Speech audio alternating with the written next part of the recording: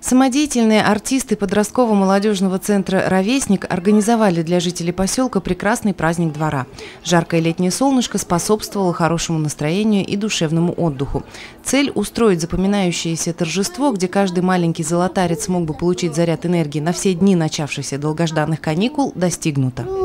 Небо вокруг, это рисунок мальчишки.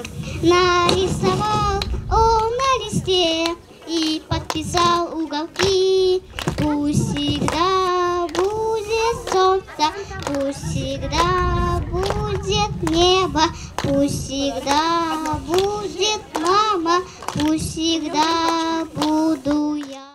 На площадке в центре поселка собрались дети со всей округи. Не остались в стороне и взрослые. Они с удовольствием смотрели представления и, конечно же, радовались за своих детей, которые, к сожалению, не так часто организованно развлекаются, как хотелось бы. Было много песен, грустных и задорных. Жители поселка подпевали, услышав знакомые мелодии. А ребятишки отгадывали загадки, убегали от сказочных персонажей. В общем, наигрались вдоволь. Праздник удался. Алена Полянская, Гуль Хамитова, Радмир Исенгулов, Любовь Карпова, телекомпания СТВ.